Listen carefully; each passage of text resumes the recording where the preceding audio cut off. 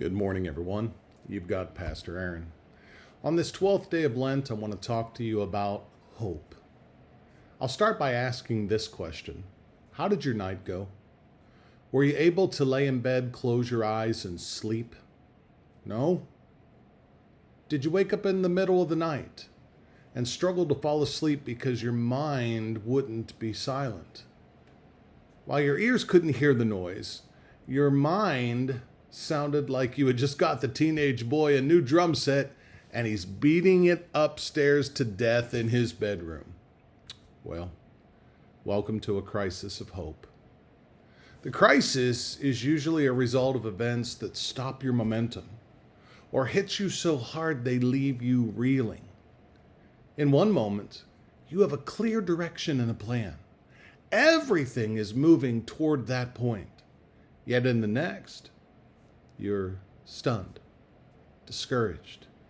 You're wondering if anything would ever be how it was or how you thought it would have turned out. Welcome to the crisis of hope. You wrestle with so many raw emotions. Unfulfilled expectations and dreams come crashing down. It's not fair. It swims in your mind and it flows out of your lips. This bubbling cauldron of emotion wants to spill over. It's taking you everything you can to keep your head above the water. You think about what you did or what you could have done. Is it my fault? Is God angry at me? Am I alone? Well, there's a reason why it's called a crisis. In a crisis, you're typically left with few choices. In a crisis of hope, or maybe we could even call it a crisis of faith, well, your options are even more limited. You can either choose A, will I choose to hold on to what I believe in? Or B, will I not? This crisis can be the devil's playground, or the moment you look back on one day and remember the goodness of God. I want you to please remember how the devil works. His primary attack is going to come on two fronts. First, he is going to try to make you think that no one has ever experienced what you are right now, the way that you are. And second, he's going to try to make you think you're alone. But he's wrong.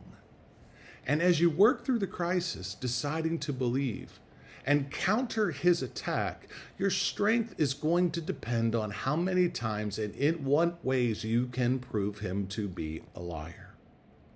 Let me give you a first step in your counterattack from Psalm 42, 5 and 11. David has rewritten the verse twice for emphasis. It's always fascinating when you see that in the Bible. If you see something mentioned again and again, take notice. David wrote, "Why are you cast down, O my soul? And why are you disquieted within me? Put your hope in God, for I shall again praise him, my help and my God." So here's the takeaway. David doesn't hide or attempt to stuff his feelings. He's honest about them, maybe even to making those he talks to uncomfortable about hearing them. But note what he does after that. He makes a decision.